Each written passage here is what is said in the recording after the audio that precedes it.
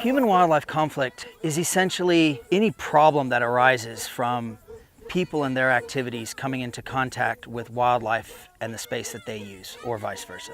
The main source of human-wildlife conflict that we're facing is conflict between people, livestock, and big cats. Big cats are moving around territories where there are large livestock populations, and occasionally they decide that a cow, a goat, or a sheep is an easier meal than their wild prey. And that creates a scenario where people become very angry and retaliate against those cats by either shooting, spearing, or poisoning them. The lions are facing the biggest threat. They tend to take them as size cattle, and so when a lion takes a cow, it's a very personal attack for the people, and they tend to retaliate against lions much more frequently than they would against leopard and cheetah.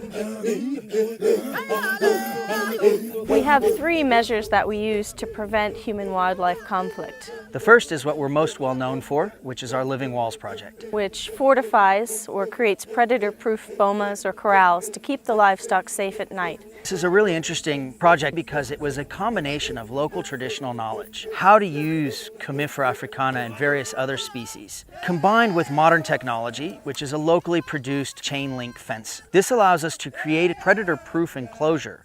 We've seen that our living walls are 99.9% successful in preventing attacks.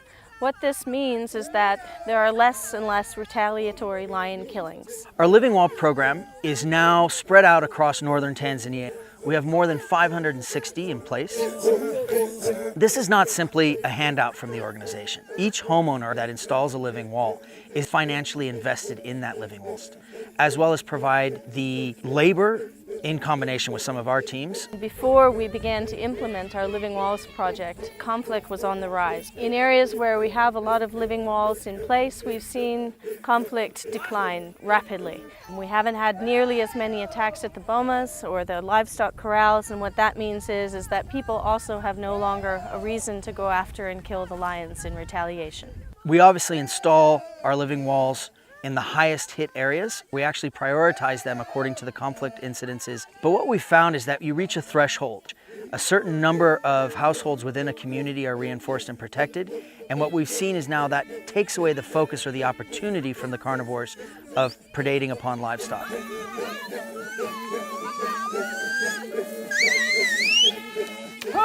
In our focal area, we've been able to see lion populations coming back. We've seen healthier prides of lions, greater diversity in the population, females with cubs, males forming territories and coalitions. Mimi naitwa Nondomo Nguku. Mimi ni mke asio na bwana, yaani ng'ombe zangu kwa wakati mwingine ilikuwa inalala hapa, lakini kwa ajili sina bwana nilihamisha, maana hakuna atakayenichungia. Sasa nimeona shirika leo wamenisaidia. Ng'ombe zangu zitahamia hapa, maana nimepata ulinzi nzuri, maana ninaona wanyama wakija itakuwa ni ngumu kutoka mpaka nimepata sasa ulinzi. Mimi naona nimepata msaada kubwa wa kunisaidia na kuniinua na kuongeza uchumi wangu nyumbani, maana uchumi wangu inapunguzaga kwa ajili ya kila baada ya mwaka natengeneza boma, lakini sasa hivi nimepata msaada.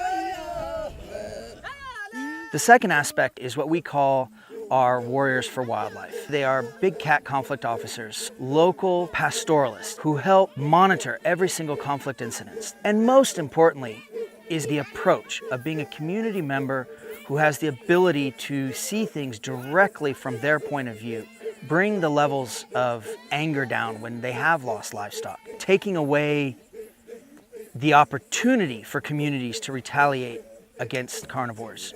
So the third approach is community wildlife scouts. The community wildlife scouts go out, they try to help the community members find their lost livestock, protect habitat. They're protecting the prey population so that those numbers come up and the big cats have no need to take livestock as a prey source. We help support and manage a group of young men and women from one of the local villages. We've trained them in all aspects of natural resource and habitat protection. Binafsi yangu tunashukuru APW kwa kutuhifadhia maeneo yetu na wanyama na kutuwezesha hata na mifugo yetu. Tunawashukuru sana.